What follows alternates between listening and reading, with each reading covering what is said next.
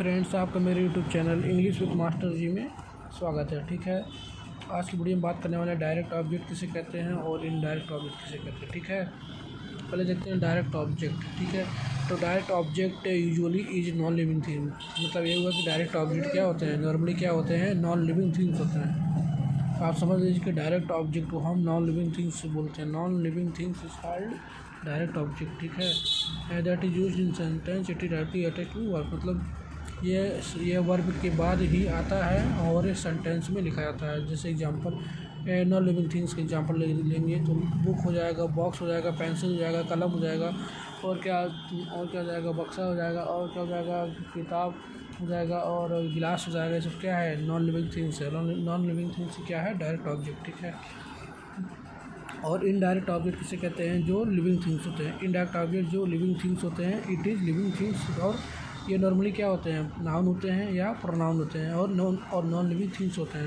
Indirect object. Indirect object क्या होते हैं, लिविंग थिंग्स होते हैं। लिविंग थिंग्स मैंने कह दिया non living things. Indirect object क्या होते हैं, लिविंग थिंग्स, मतलब सजीव, जैसे राम, एक सजीव, उसमें जान है, तुमको, उसको इत्यादि क्या है, इनडायरेक्ट ऑब्जेक्ट। ठीक है, तो आप ऐसे कैसे पहचानेंगे कि इन दोनों को कि कौन सा डायरेक्ट है कि कौन सा इनडायरेक्ट है। पहचानने के लिए आपको नियम बता रहे हैं, अभी बताएंगे। पहले देख लेते हैं identification of direct object and indirect object. Example देख लेते हैं, मैं राम को बॉक्स देता हूँ, I give Ram a box. ठीक है, ऐसे भी लिख सकते हैं, या I give a box to Ram. अब यहाँ पे ए राम क्या है, सजीव है। सजीव है मतलब इनडायरेक्ट। देखो यहाँ पे राम और ए बॉक्स दोनों ही क्या है, ऑब्जेक्ट है। ऑब्जेक्ट के टू टाइप होते हैं, डायरेक्ट ऑब्जेक्ट और इनडायरेक्ट ऑब्जेक्ट। यहाँ पे कौन किस टाइप का ऑब्जेक्ट है, ये सजीव है। सजीव मतलब इनडायरेक्ट ऑब्जेक्ट, और निर्जीव मतलब डायरेक्ट ऑब्जेक्ट। ठीक है, यदि हम डायरेक्ट ऑब्जेक्ट को, इनडायरेक्ट ऑब्जेक्ट को राम वर्ब के बाद लिखते हैं तो टू नहीं लगाते, जैसे आई गिव राम ए बॉक्स। ठीक है, यदि हम डायरेक्ट ऑब्जेक्ट को सीधे लिख देते हैं वर्ब के बाद और इसको इधर कर देते हैं तो यहाँ आपका हो जाएगा आई गिव ए बॉक्स, राम के पहले क्या लगा, नंबर टू, तो आपका हो जाएगा sentence I give a box to Ram. ठीक है, ये उसका रूल देख लेते हैं कैसे बनाते हैं, अब समझ में आ जाएगा। वैसे समझ में आ गया होगा आपको। ठीक है, तो रूल क्या है, सब्जेक्ट लिखेंगे, वर्ब लिखेंगे, प्लस इनडायरेक्ट ऑब्जेक्ट को पहले लिखेंगे और डायरेक्ट ऑब्जेक्ट को बाद में लिखेंगे। या ऐसे नहीं लिखना चाहते हैं, इसको इधर करना चाहते, डायरेक्ट ऑब्जेक्ट को पहले लिखना चाहते हैं, डायरेक्ट बाद में, तो आपको क्या करना पड़ेगा, इनडायरेक्ट पर टू लगाना पड़ेगा। जैसे रूल लिखते हैं, subject plus verb plus direct object, फिर आप प्लस इनडायरेक्ट को इधर कर दिया तो क्या लगेगा, उसको पहले टू लगेगा, टू प्लस इनडायरेक्ट ऑब्जेक्ट। ठीक है, जैसे ये एग्जाम्पल दे देते हैं, मैं राम को एक किताब देता हूँ, I give Ram a book. ठीक है, ऐसे भी लिख सकते हैं। या देखो मैंने क्या लिखा है, सब्जेक्ट लिखा है, सब्जेक्ट लिखा है, वर्ब लिखा है, वर्ब लिखा है, इनडायरेक्ट ऑब्जेक्ट को लिखा है, सजीव मतलब राम को लिखा है, फिर आपका डायरेक्ट ऑब्जेक्ट निर्जीव मतलब बुक को लिखा है। ऐसे लिखा है जी, ऐसे लिखना चाहते हैं, पहले क्या लिखेंगे, सब्जेक्ट लिखेंगे, वर्ब लिखेंगे, फिर डायरेक्ट ऑब्जेक्ट लिखेंगे, तो डायरेक्ट ऑब्जेक्ट ये बुक है, किसको, राम को, तो राम सजीव है, इनडायरेक्ट ऑब्जेक्ट उसको पहले क्या लगाना, टू लगाना पड़ेगा, टू राम। ठीक है, और भी एग्जाम्पल देते हैं, आपको समझ में आ जाएगा। मैं उसको एक पेंसिल दूंगा, आई विल गिव, मैं दूंगा।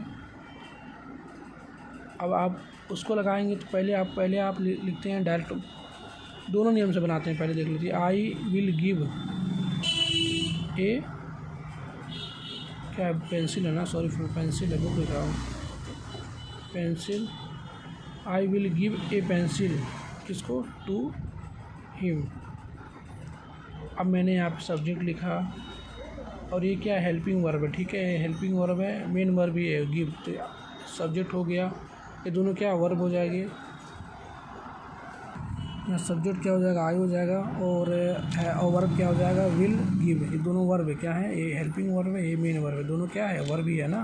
तो ए बुक पहले लिखा, मतलब निर्जीव को पहले लिखा, सजीव को बाद में लिखा। तो क्या सजीव के पहले, यदि सजीव को वर्ब के बाद लिखते हैं तो टू नहीं लगाएंगे, उसके बाद टू नहीं लगाएंगे। यदि सजीव को हम लास्ट में लिखते हैं, क्या करते हैं, लास्ट में, मतलब इनडायरेक्ट को क्या करते हैं, लास्ट में लिखते हैं तो टू लगाएंगे।